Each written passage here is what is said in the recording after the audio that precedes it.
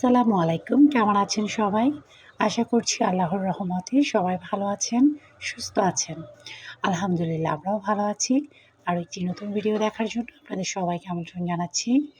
আশা করছি আমার আজকের ভিডিওটি আপনাদের খুব ভালো লাগবে। তো শীতের কুয়াশা মাখা সকাল, ছাদে চলে এসেছি। সবসময় যেমনটা আসি। তো ছাদে অনেক গোবর শুকাতে দিয়েছি আজকে বেশ কিছুদিন ধরে। এতটা কুয়াশা ছিল কি বলবো? অ্যা নিজের শরীর থেকে এক হাত দূরে কেউ দাঁড়ালেও যেন দেখা যাচ্ছিল না কুয়াশার কারণে। সকালবেলা বলতে সারাদিনই যেন সকাল, কুয়াশা মাখা সকাল এমনই কাটছিল, রোদের দেখা ছিল না। তো গত ২ দিন ধরে কিছুটা রোদ পাচ্ছি আলহামদুলিল্লাহ। টানা এতদিন ধরে শৈত্যপ্রবাহ চললে কিন্তু সবকিছু একদম ছেঁড়া-বেড়া অবস্থা আরকি। তো যা হোক এখন বর্তমানে আসি। সেটা হচ্ছে সুন্দর একটা সকাল। তো এদিকে এগুলোকে তো আমরা আগাছার ফুল বলি। যদিও বা ফুলগুলো দেখতে অনেক সুন্দর। তো একদম মাটির নিচ থেকে উঠে ২ তলার সমান উপরে উঠে গিয়েছে। এদিকে আগে ধুন্দুলের গাছ ছিল, এখন দেখা যাচ্ছে কি আগাছা ফুলে ভরে গিয়েছে। ফুলগুলো দেখতে কিন্তু অনেক সুন্দর লাগছিল। মনে হচ্ছে যেন খুব যত্ন করে কোনো ফুল গাছ রোপণ করা হয়েছে। তো গলাটা ঠান্ডায় একদম ভেঙে গিয়েছে। আমি যখন বাচ্চাদেরকে কোনো কারণে বিরক্ত হয়ে একটা ধমকের সাথে ডাকটা দিই, তখন ওরা একজন আরেকজনের দিকে মিটিমিটি করে তাকিয়ে হাসে। আমি বুঝতে পারি মানে আমার সাউন্ডটা এতটা অদ্ভুত হয়ে গিয়েছে। তো এদিকে ধুন্দুল গাছে অনেক ধুন্দুল ধরেছে। ধরে এমন ডেঞ্জার জায়গায় ঝুলে আছে যেখান থেকে নেওয়া কোনোভাবেই সম্ভব না। এগুলো এখানে রেখে কিন্তু শুকিয়ে ফেলবো, তারপর বীজ নিব। গত বছরের ধুন্দুলের বীজ অনেক রয়ে গিয়েছে। তো কি আর করা, এখন এদিকে নেওয়ার মানুষ নেই। কেন নেওয়ার মানুষ নেই? আগে তো এই জায়গা থেকে ধুন্দুল পেড়ে, পেড়ে খাওয়া হতো বা অনেককে বিলি বন্টন করা হয়ে গিয়েছে। কিন্তু এই বছর কেন নেওয়ার মানুষ নেই সেটা হয়তোবা আপনাদেরকে আমি আগামী ভিডিওতে শেয়ার করব। তো এদিকে একদম ফুল বাগান হয়ে গিয়েছে। দেখছিলাম কি সুন্দর একদম ফুলে, ফুলে সাদা হয়ে আছে। দেখতে কিন্তু ভালো লাগছিল।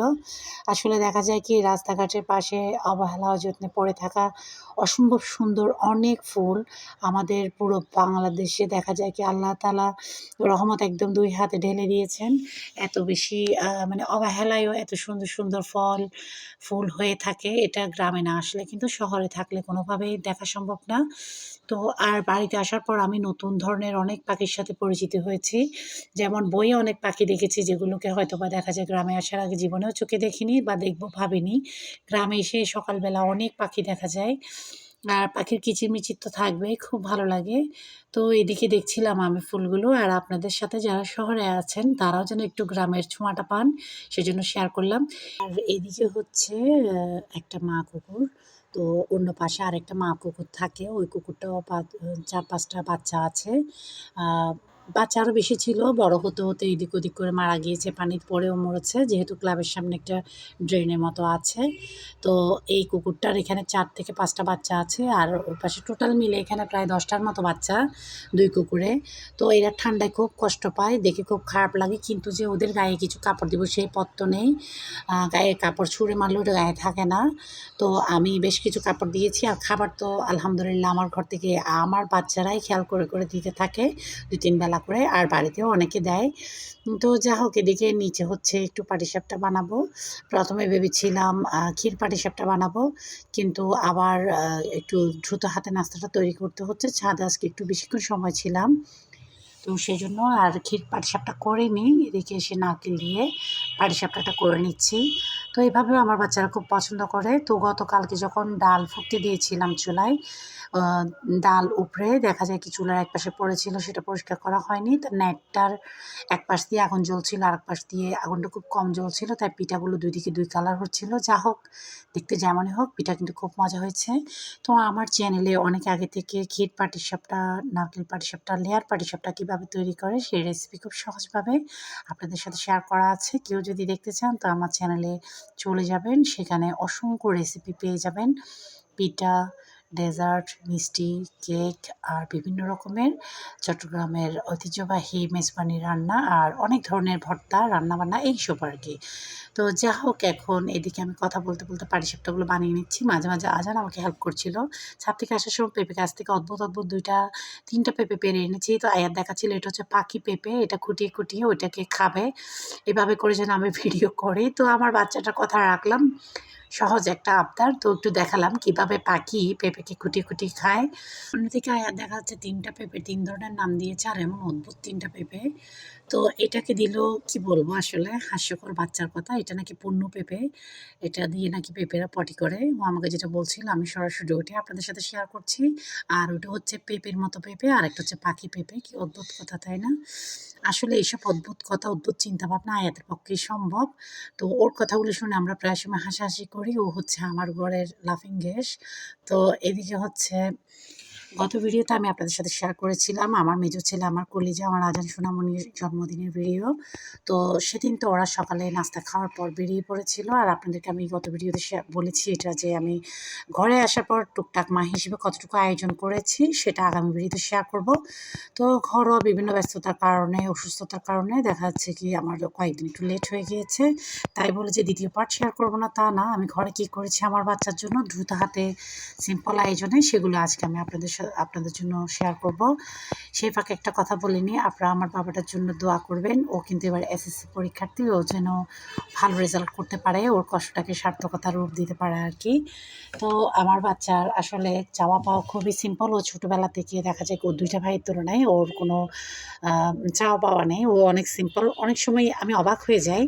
ও নিজের চাইতেও বেশি ওর বড় ভাইয়ের জন্য চিন্তা করে, নিজের চাইতেও বেশি আয়াতের জন্য চিন্তা করে। আমি ইদানিং ওকে বকা দিচ্ছি একটু শাসনের সুরে, "বাবা তুমি একটু নিজের জন্য চিন্তা করো। তুমি যখন নিজের খাওয়া, নিজের পোশাক-আশাক, নিজেরগুলোর জন্য চিন্তা করবে, আমি অনেক বেশি খুশি হব। একটু স্বার্থপর হও।" ও তখন বলল, "তুমি সত্যি, সত্যি স্বার্থপর শব্দটা বললে, আমাকে স্বার্থপর হতে বললে?" তখন আমি অবাক হয়ে গেলাম। আসলে আমার ছেলেটা ভীষণ সহজ সরল। দেখা যায় কি আলিফ কোচিংয়ে গেলে দিনের ভিতর ২-৩ বার আমার রুমে এসে ঘুরে, ঘুরে বলবে, "আম্মু ভাইয়া কয়টা বাজে আসবে বলেছে? ভাইয়া খাবার খেয়েছে কিনা? ভাইয়া ফোন করেছে কিনা? ভাইয়ার খুব কষ্ট যাচ্ছে।" কত কিছু বলে। মাশাআল্লাহ ওদিকে আয়াতের ব্যাপারেও অনেক সিরিয়াস। তো আপনারা সবাই দোয়া করবেন আমার ৩ টা ছেলে যেন সবসময় ওরা এক ভাই আরেক ভাইয়ের জন্য এভাবে ভালোবাসা, সম্মান আর আন্তরিকতার দৃষ্টি রাখে আর কি। তো বাবাটার জন্য আমি টুকটাক কী আয়োজন করেছি এখন শেয়ার করছি। তো এই তো এখানে আমি বেশ কিছু মুরগির মাংস আর হাড়সহ মুরগির পা সব কিছু মিলিয়ে, ঘিলা কলিজা সব কিছু মিলিয়ে এখানে কষিয়ে নিচ্ছি। তো এটা রান্না হবে হচ্ছে চনার ডাল আর এখন শীতকালের কচি, কচি লাউ দিয়ে। এখন কিন্তু খুব সুন্দর কচি, কচি লাউ পাওয়া যায়। তো এগুলো দিয়ে আমি একটু ভালো করে আবার কষিয়ে নিব আর কি সবজি দেওয়ার পর। তারপর আবার ডাল দিব, ডাল দিয়ে আরেকটু কষাবো। সব কিছু মিলিয়ে তারপর ঝোল দিয়ে দিব। আ আর নামানোর আগে দেখা যায় কি একটু গরম মসলার গুঁড়া, ধনেপাতা দিয়ে নামিয়ে নিব। তো শীতকালে তো সুন্দর ধনেপাতা, টমেটো পাওয়া যায়। এই সময় সবকিছু রান্না করলেই সবকিছু তরতাজা, সতেজ আর ভীষণ লোভনীয় মজা হয়। তো এদিকে আমি মুরগির মাংসটাকে কষানি দিয়েছি একটু আগে, সেটা কষে গিয়েছে। আমি এরপর এখানে আলু আর ঝোলে পানিটা দিয়ে দিব। তো এবার এগুলোকে আরেকটু নাড়া দিচ্ছি। এমনিতেই কিন্তু অনেকটুকু পানি বের হয়ে গিয়েছে। যতটুকু দিয়েছি না তার চাইতেও বেশি। অন্যদিকে এদিকে আলু আর ঝোলে পানিটা দিয়ে দিয়েছি। একটু ঝোল, ঝোল রাখবো। চুলাটা অফ করলে কিন্তু আরেকটু মাখো, মাখো হয়ে যাবে। এখানেও ধনেপাতা আর গরম মসলার গুঁড়া, ভাজা জিরার গুঁড়া দিয়ে নামিয়ে নিব আর কি। আর কিছুক্ষণ হওয়ার পর তো চুলা বন্ধ করে চুলার উপরেই বসিয়ে রাখবো। এতে করে ঝোলটা একদম ঠিক নিয়মে ঘন হয়ে আসবে। তো এগুলো আয়োজন করছি। আর একটু মাছ মেরিনেট করে রেখেছি, সেগুলো ফ্রাই করব। আর মাছ ফ্রাই করার সিনটা আমি ভিডিও করেছি কিন্তু ভিডিওটা অন করতে ভুলে গিয়েছি, এটা আমার কমন সমস্যা। আর আজকে ভয়েস দিতে গিয়ে হাঁচি, কাশি, গলা ধরে আসা এমন অবস্থা, কেটে, কেটে বারবার ভয়েস দিচ্ছি। তো এই রান্নাগুলো আমি কোথায় দিব আপনাদের সাথে অবশ্যই শেয়ার করব। অন্যদিকে আমার আলিফ আজান ঘুরে আসার পর আমি আজানকে এগুলো দিলাম। বললাম, "বাবা এগুলো একটু খেয়ে দেখো, তোমার জন্য কিছুই বানাতে পারিনি।" আমার আজানের অনেক পছন্দের নাস্তা হচ্ছে মুগ পাক্কন, তারপর মুসুর পাক্কন, ১ নম্বরে মুগ পাক্কনটা। তো সেটা করেছি। তো ও খাচ্ছিল আর বলছিল, "ব্যাস এটুকুতেই যথেষ্ট, আর কিছু লাগবে না।" ও জানে না আমি ওর জন্য আর কতটুকু কী করেছি, সবকিছু কিন্তু আমি লুকিয়ে রেখেছি। তো এদিকে আলিফ চুপি সারে একদম পা টানা দিয়ে শুয়েছিল আর চুপি, চুপি ভিডিও করছিল। আজান শেষের দিকে বুঝতে পেরে হাসি দিচ্ছিল। তো পরবর্তীতে আজান যখন উপরের রুমে গিয়েছিল, আলিফ একটা লম্বা কাজের জন্য ওকে পাঠিয়ে এদিকে আমরা দ্রুত হাতে এগুলো টেবিলে নিয়ে নিয়েছি। আজান তো নিচে নেমে কিছুক্ষণ কি বলবো মানে অবাক হয়ে গিয়েছিল। তো আমার আজানের অনেক পছন্দ হচ্ছে আপনার যে মিষ্টি অনেক বেশি পছন্দ। তো আলিফকে বলেছিলাম তোমরা ঘুরে আসার সময় ওকে একটা বড় মিষ্টির দোকানে নিয়ে যাবে, সেখানে যত ধরনের মিষ্টি পাওয়া যায় সব ধরন থেকে ওর জন্য ২-৩টা করে নিয়ে নিও। আমরা তো কেউই এতটা মিষ্টি পছন্দ করি না, খাই খাই না যে তা না, কিন্তু এতটা খেতে পারি না। তবে মাশাআল্লাহ আমার আজানের কি বলবো অসম্ভব রকমের মিষ্টি পছন্দ। তো এগুলো আজান যা পছন্দ করেছে সেগুলোই নেওয়া হয়েছে। আলিফ বলছিল যে আমি আজানকে বলেছি সব ধরন থেকে নাও। তো আজান বারবার বলছিল মানে শুধু এইটুকুই আর না। আসলে আমার বাচ্চাটা একটু শহরের দিকে বা বাহিরের দিকে ওদিকটায় আজানের কম যাওয়া হয়, যেহেতু এদিকটার স্কুলে পড়ে। তো আলিফের যাওয়া হয়। তো আজান নিজে থেকে কোনো কিছু কিনতে বললে আমার ৩ টা বাচ্চা একটু হিমশিম খেয়ে যায়। কারণ আমি যাই ওদের জন্য কিনে আনি পছন্দ করে কাপড়-চোপড় থেকে ধরে ব্যবহারের অন্যান্য জিনিস, খাবার-দাবার ওরা তাই খায়। ওদের নিজস্ব বলতে তেমন কিছু মুখ ফুটে ওরা চায় না আমার থেকে। আলহামদুলিল্লাহ হয়তোবা ওভাবে করে মুখ ফুটে চাইলে আমার পক্ষে বাচ্চাগুলোকে নিয়ে জীবনের এতটুকু পথ পাড়ি দেওয়া সম্ভব হতো না। অনেকটুকু সমস্যা হয়ে যেত।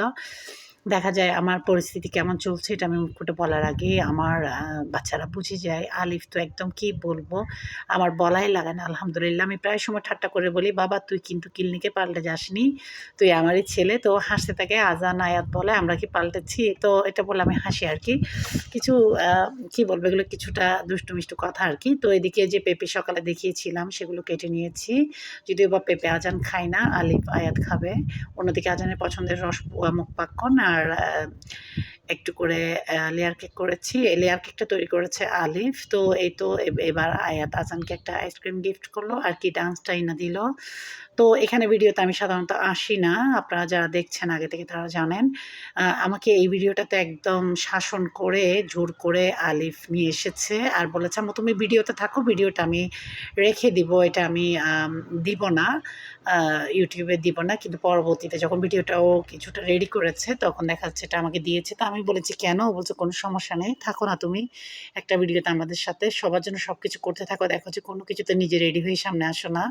বাচ্চার কথা রাখার জন্য চলে আসলাম। তো এ ফাঁকে একটা কথা বলে নেই, যারা আমার ভিডিওটা এতক্ষণ যে দেখছেন স্কিপ না করে, আমার ভিডিওর কোনো অংশ যদি এতটুকু ভালো লেগে যায় বা পরবর্তীতে নতুন ভিডিও দেখতে চান তাহলে এখনই আমার চ্যানেলকে সাবস্ক্রাইব করে আমার চ্যানেলের অল বাটন ক্লিক করে আমার চ্যানেলের সাথেই থেকে যেতে পারেন। এতে করে আমি পরবর্তীতে যেকোনো নতুন রেসিপি বা ব্লগ ভিডিও দিলে আপনাদের মোবাইলে নোটিফিকেশন পৌঁছে যাবে। অবসর সময় দেখে নিতে পারবেন। আর যারা শুরু থেকে আমার চ্যানেলকে সাবস্ক্রাইব করে আমার চ্যানেলের পাশে আছেন, কমেন্ট করেন বা ভালো-মন্দ আমাকে বুঝিয়ে বলেন, সবাইকে অনেক ধন্যবাদ। তো Google থেকে একটা ভিডিও দিয়েছিল যেটা আমি আজকে আপনাদের সাথে শেয়ার করেছি। এখানে একটু এলোমেলোভাবে আমরা ছিলাম ঘরোয়াভাবে। তো ওই কিছুটা অংশ এসে গিয়েছে। কেউ কিছু মনে করবেন না। আশা করি ক্ষমা সুন্দর দৃষ্টিতে দেখবেন। ভালো লেগেছে তাই শেয়ার করেছি। আজকের জন্য এতটুকু। সবাই ভালো থাকবেন। আল্লাহ হাফেজ।